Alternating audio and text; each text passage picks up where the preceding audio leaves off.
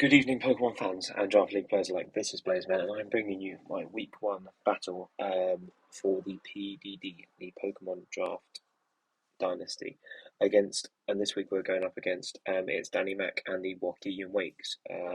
So whose links will be down in the description. So if you can check him out, I would appreciate it. He seems like a good guy, and he makes some absolutely amazing content. So I'd appreciate that. So as you can see on the right, the team we are facing off against Week 1 is Screamtail, Mousehold, Zapdos, Annihilate, Overquill, Regidrago, Heatran, Sandaconda, Vaporeon, and his last two picks are his Terra Galastria, which is Terra Ice, Water, and Fairy, and his Appleton, which is Terra Dragon, Steel, and Fire. So, as you can see here, our team is on the left, and this is just going to be a really quick breakdown of the team we've brought. So, as you can see, we've got sub-bulk up 2 attacks as Luna, with enough speed for defensive Vaporeon, weaken Oko or to KO all of his mons after a bulk up and plus a round of spikes or rocks.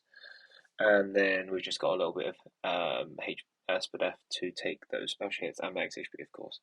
And then we've got our Plank Goldengo here, who's going to be our main breaker, one of our main breakers, who's got enough speed for max speed Regidrago, max Slash Attack, and the rest into bulk. And as you can see, Danny does not appreciate Make It Rain plus Shadow Ball.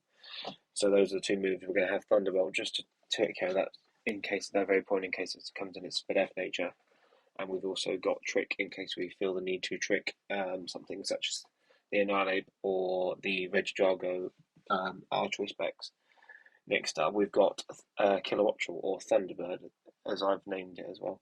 And it's just enough speed to outspeed the entire team naturally, and it applies pressure on Zapdos and Annihilate, which are two main threats to us, Luna. So we've got a Goldengo and Killuaboom to break for those two, and we are timid nature, max smash attack, a little bit of bulk, due to our not needing a lot of speed as his fastest mons are the Mousehold and Screamtail. Got Terra Blast, U-Turn, Hurricane, and Thunderbolt, and Terra Blast will be Ice this matchup to help out versus the Regidrago and the Zapdos. The next one we've got is going to be Colossal, because Danny does not have any hazard removal outside of that Tidy Up Mousehold, which will also get rid of his hazards if he chooses to set them with Overquill or Heatran or mons of that nature. So we've got Spikes, Stealth Rocks, Flamethrower, which is good coverage, and Will-O-Wisp as well as a last case scenario in case we need to burn something, such as the Annihilate to force it to rest, or the Galastria as well. And then we've got Hail Hydra, who's going to be a good general bulky pivot in this matchup. Dark Pulse, U-Turn, Flash Cannon, and T-Wave. So we're going to hopefully going to spread some of that yellow magic in this matchup. Hydra is just a good mon. Most of the team is a great soft check to a lot of mons. And as you can see, Danny does not have great switches to Dark Pulse. And then his Dark Pulse switch-ins, aka Terra Fairy, Galastria, or Screamtail don't want to play Flash Cannons. So that's always good. And then we've got our last one, we've got Genbu here, who is going to be max Fizz Death, just a little bit of special attack in order to KO and Oko certain threats. But mainly it's going to be Moonblast, Rest, Sleep Talk, and Earth Power. Moonblast to hit everything on his team fairly neutrally, and then we've got Earth Power for the Heatran, of course, and the Galastria if it decides to Terra, which could be a possibility, and Appleton if it's Terra Steel as well.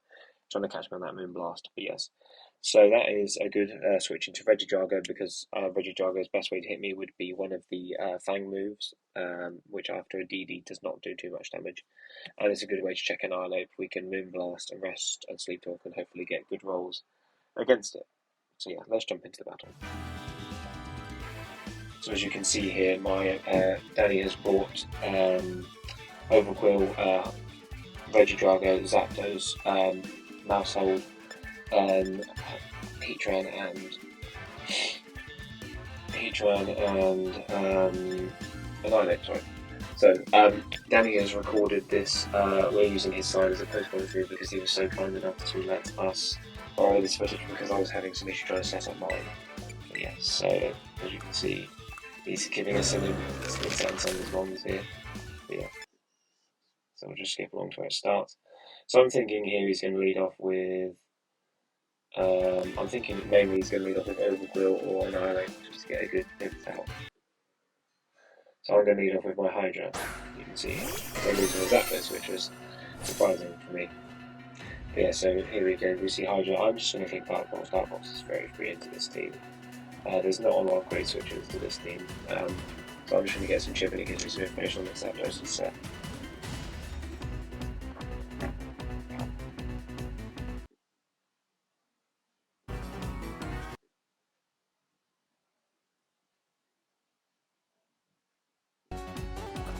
So you can see I'm fast on this Zapdos, which needs me to keep this one, which makes it something which makes it faster. So we get some good Dark Pulse chip, that does about 30%ish, 35%, and he just elects to switch out. So as you can see here, he should bring in his Overwheel, which he does. Here he brings in his Overwheel. Just get him there and start setting up those petty spikes. Just tell Hydra getting a bit more chip on there, especially his recovery. So my thought process here is I'm going to T-Wave this Overwheel because it's a great setup for it, but honestly because I am slightly more on the speedy side of it, if this Overwheel is defensive I can T-Wave it and set up on it with bulk ups and subs. I'm just going to T-Wave here as you see. Just going to slow this one right down, which is going to be a great method for my swing setup, and as you can see Sesco's on spikes, but no fear because spikes aren't amazing into my team. I'll just get a bit of hay feedback. So as we just go on here.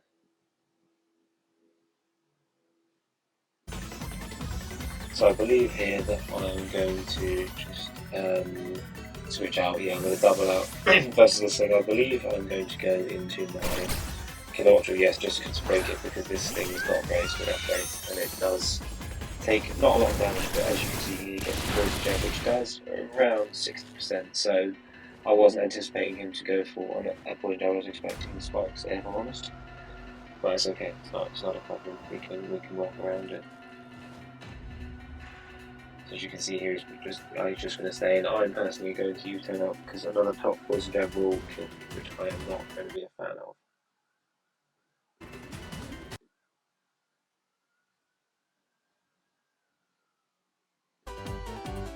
So I'm just going to U-turn out here. And I believe we're going to U-turn out here and bring in a threat mask. It's time to put some offensive pressure on this one. It's time to break it a little bit.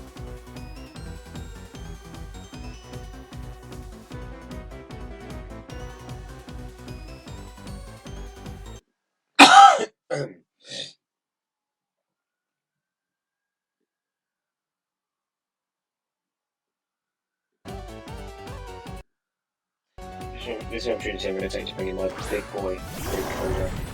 We're going to hopefully do some big damage to them. We're not going to take a lot from anything it wasn't going for. As you see that conjugated into a balance off the tree. Yep. Okay.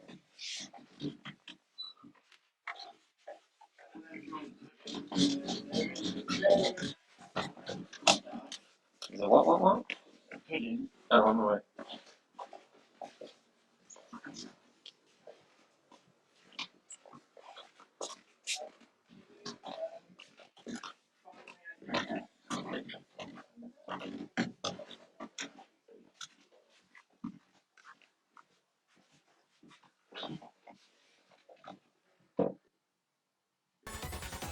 Yeah, so we're going to bring in our big ass thing here. It's time to get a chip up on a Pokemon here.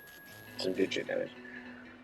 So as you see, I do expect my opponent to switch out here and go for into Zapdos because why would you just give me this unless he's prepared to give me this mod, which I don't think he's personally prepared to do. So I expect Zapdos to come in, so I'm going to click Body Slam. So ultimately, my opponent actually decided to stay in here, which I was checking this first time. As you can see, that Body Slam still doesn't do good amount of damage. It was a crit, which is unfortunate, but we do still take those, which is good. At least it's another layer spike, so I was very confused by this player. I was not expecting him to stay in. But I can possibly see why he didn't stay in, even though he has that whole Zapdos now. So on this turn I'm just going to decide to click EQ and just pick this thing off. I don't want it to set up anymore. I don't want it to get out any which above my turn. So the cavalry just want to kill this thing with an EQ and grab the first EQ. Lillie Q's going to go for the first kill of the season. You can get a little bit of Pepsi's back there as well, which is good. And as my opponent decides to bring in, I expect an Annihilate or Zapdos to come in here, 70%. Which makes sense, it's a great moment to end on house immediately. And my opponent makes a really good double hit, expecting my Naris to come in and switches in the Zapdos. So that is obviously a very good play here by my opponent. I'd say you do see my switch out here. And I do indeed bring in my Naris, that was a great double on my opponent as well. Which definitely swung a lot of the offensive momentum back into his favour.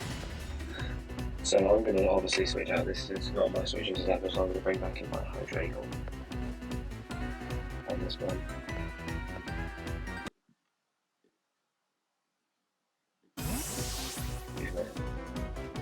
I'll switch out my Naris and bring back in my Hail Hydra.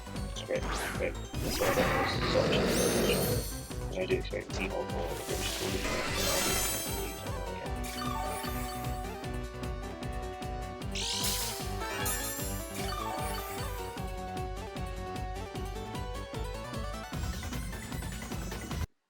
So these next two sequence of plays is just going to be myself clicking Dark Pulse just to get some chip on this thing, because I'm only based on the prior Dark Pulse chip. This is a Fizdale Zapdos, so as long as I get this range, sooner than it might be quite as a regular might be my win from here. So you just find something wrong with regular damage. I get most of it back with the leftovers anyway. So we see. Yeah, we're just gonna grab the Dark Pulse here, and unfortunately we do get upwards, which is very unfortunate because it doesn't enable Danny to keep things back and forth that we've got going on here. Me clicking Dark Pulse him going for boost, but you know, you do ultimately have to play a little bit with fire now when you do that. So as you see, I expect either one thing to happen, either the Zapdos is going to go down, or another one's going to come and get you. So either way, I'm very satisfied with that course of plays. You can see my opponent's going to switch out here. Choose the Zapdos, which is a good move, because otherwise if you switch is not very good, and he's going to bring in a switch out here. We'll see this Dark Pulse does 25%, if that, so that's only 25%, so you can do this is a spit out the Hydra. Just going to get some more lefties back there. You can see here my opponent just click good protectors Scarlet I was going to go for, and I'll just go back up to 4 with my lefties. So yeah, my opponent's going to take Star Fox here, which is a little bit exciting. My get 25% off, bringing this each down to about 50% there, just 8%. So Star Fox do come out here. So ultimately I was expecting my opponent to I was happy to just get back my opponent, so that ultimately comes over this gives them a bit more set up on it. As you can see, my opponent decides to click Steel Beam, so this is going to and I'm actually going to take quite the side for a lot of chip damage. That did about 70 or so. Which is quite a lot of chip damage.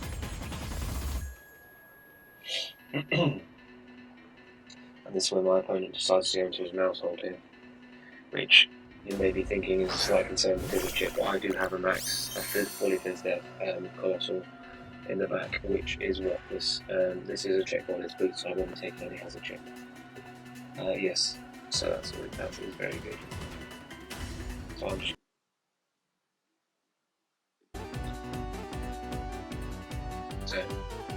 as my opponent gets a tidy up, I'm just going to get any chip damage on the thing. I did not want it to get a free tidy up at all, but as you can see, my opponent has removed the hazards from my side of the field, and that's a lot easier for me at this now, so I'm going to try to set up in my play. I'm just going to go for the Dark Pulse, there are lots of damage, as you can see there's well over 50% safety, which I'm very satisfied with. Now in this range I believe my Colossal can live to from full, but I didn't want to risk it this moment, very threatening, and I felt Hydra had already done its job. It's weakened its Zapdos to below 40%, it's killed the heat turn off, and then it's weakened its Dark Pulse, so in my opinion Hydra has done its job. It's spread that yellow magic, it's not as easy to do, so I'm going to go down there just to get that free switching into my Colossal here.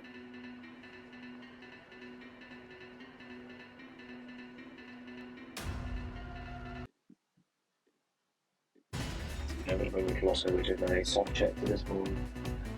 Due to it being taking minimal damage from the population of even at +1.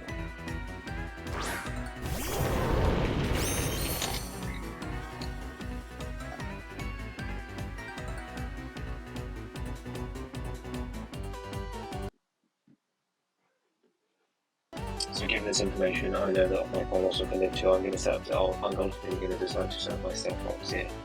Set up some hazards to get this, to get further chip on. You can see that does negligible damage even after there.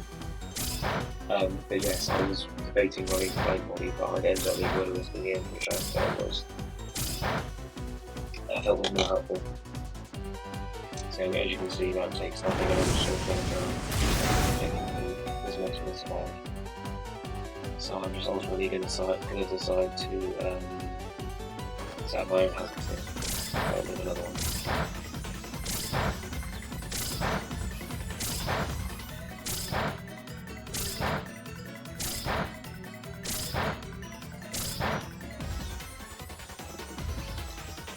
I believe actually I just decided to kill off the same level because this one could be a big threat to my team. I just started automatically off, and I didn't think. I thought I valued this one being removed more than I valued as it's going away. So as you can see here, my opponent's just got the Zapdos, the Annihilate, and the Ghost Drago left, so I'm looking in a good position for my Ursula to sweep here, but I am just going to ultimately sack off my Colossal here because it's done all I needed to do, and I want to get a free switch in. I could have gone into Ursula and T-Bot, but as you can see, I've still got 5 mods, so I didn't want to get too adventurous with this week one, as I'm always just looking to screw down the week one. You can see my opponent just goes for boosting on his Zapdos. And I'm just going to decide to set up the spike in this space because I'm just happy to sack Colossal off or get 3 hazards. As you can see here, my opponent just going to click on the wrong kill me off, which I was fine with. I was happy with this Colossal finished off and killed them out, which was a big threat to my team.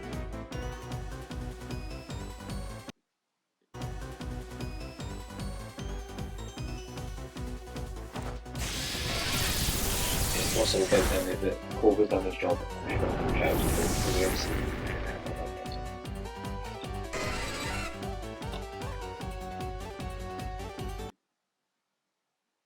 So now with the spike up, and me knowing that the Zapdos is not very fast due to its bulky nature, I can free to my Specs Building and bring out the wood plank in the background, and I can easily secure a KO.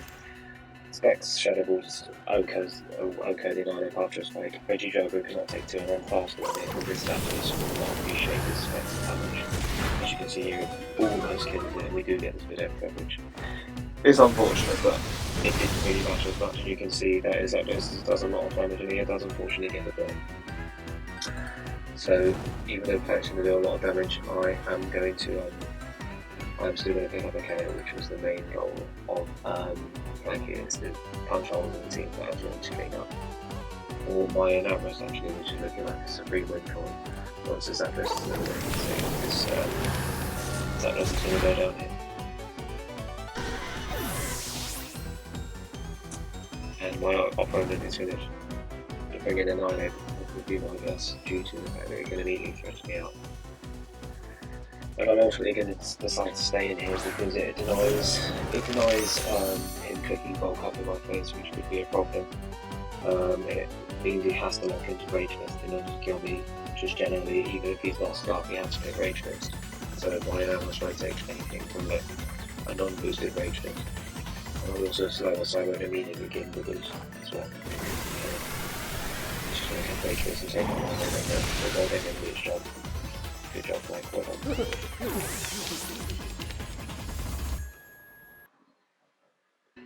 So ultimately I'm going to bring in my Anabras on this one because this is my check to Annihilate.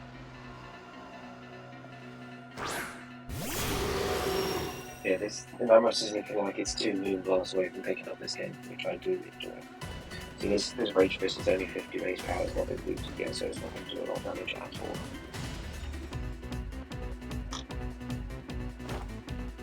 As you can see, Rage Fist is going to come up and do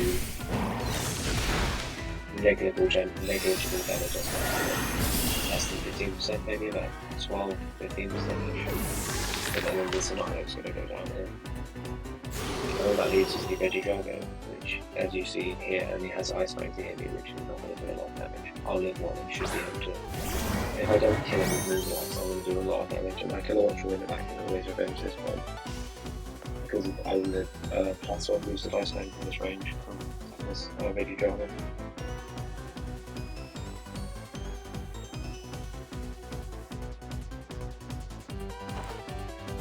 The last one's going to come off no freeze, which is good, and that did again negligible damage.